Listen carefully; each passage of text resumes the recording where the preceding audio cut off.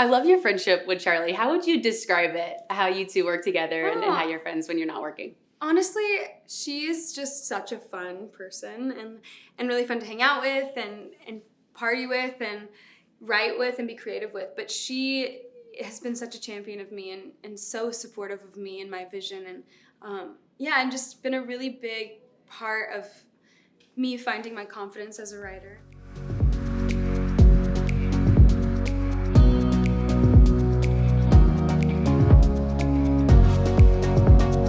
What's up, friends? It's your girl, Emily Curl, back here at our iHeartRadio studios in New York City, and today we're hanging out with singer, songwriter, actress, social phenomenon. We have Addison Rae here with us. Let's give it up for Addison.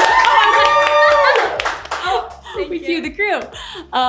Is there anything you don't do? Oh my I feel gosh. like you have such a long list. I'm like, no, I can do it all. I can figure it out.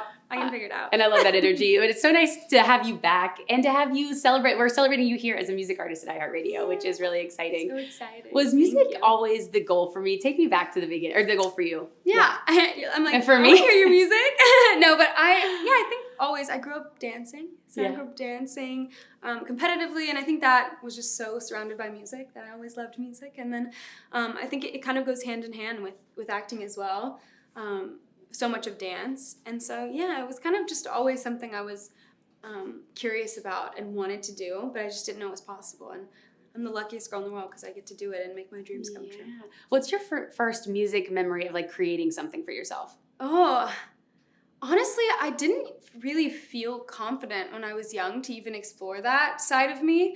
But I definitely used to like go and try and sing karaoke and take it seriously, but be like, oh, I'm just joking, you know?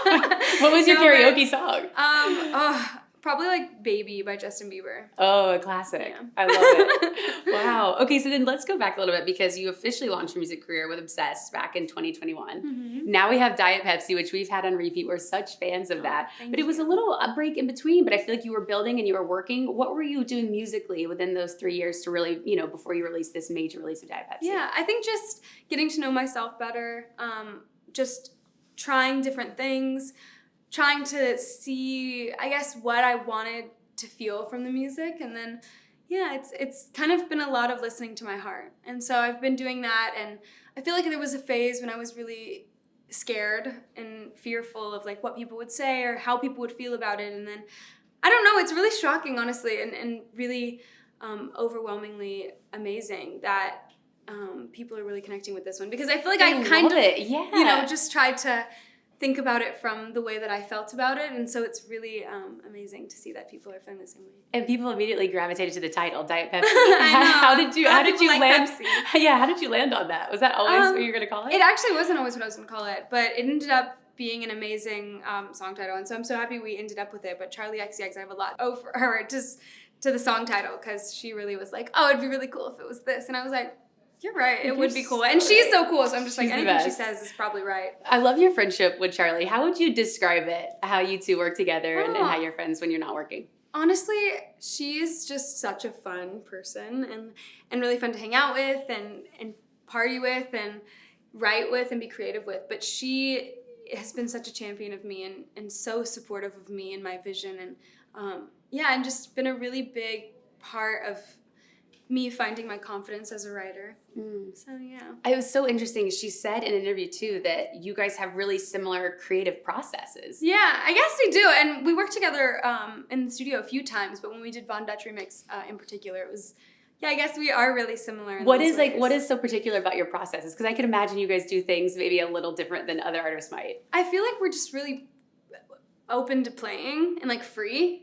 And that's kind of how the Scream ended up happening. I was going to say, let's start the iconic Scream. It was very much like, going in and just having fun and doing what feels right. And she's so into that. And it's really inspiring to see because she's always been such a pioneer for things and has really followed her gut in her entire career. And so, I think it's nice to feel like that is okay, and you can go in and be free and feel like you can explore. Was there anything else that you guys did in the studio that like almost made the track but didn't, that you guys were playing around with? I think there's actually, in the video she ended up posting, there's like, I say like another ad lib at the end of my Scream, and that didn't make it into the song. And it's funny because people will be like in the comments like, wait, we should have had that part. And I'm like, oh my gosh. No, it sounds better without it, but like. You got the scream. So funny. Yeah. Speaking of other collaborators, we just saw that Julia Fox also said that you two are working on an unspecified project. Can you tell us a little bit about that? I know, I was like, Julia didn't give up any secrets. I'll let Julia say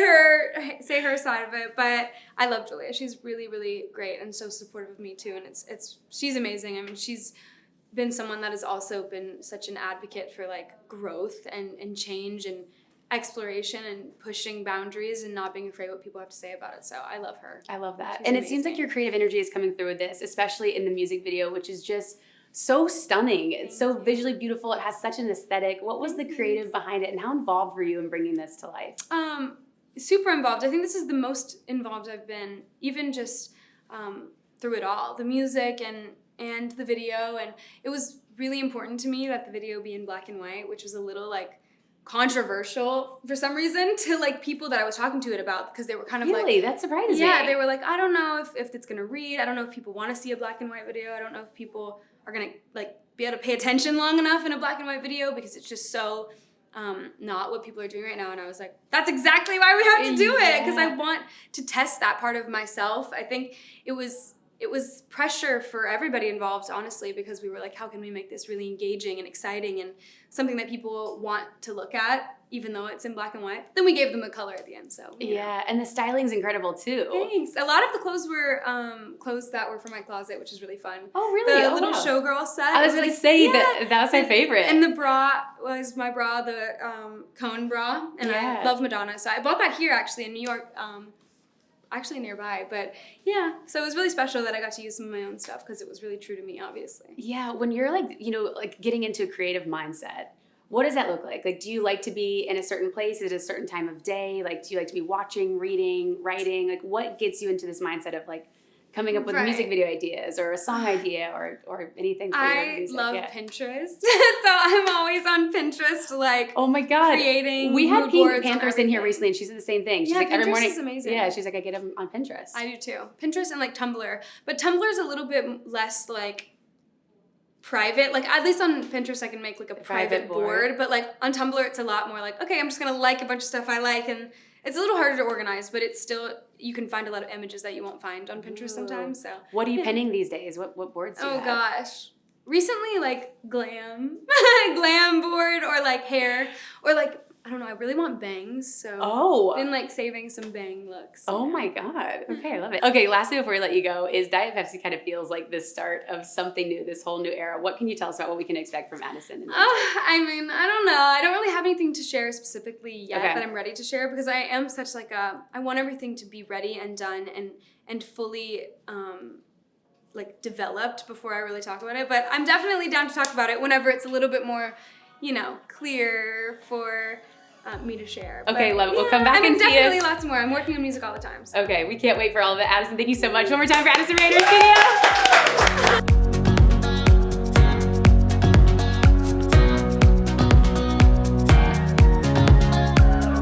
Thanks so much for watching. Did you like that video? You can check out a few more over here, and don't forget to subscribe to iHeart right here. And if you're already a longtime fan, make sure you ring the bell down below so you don't miss a single video. We'll see you next time.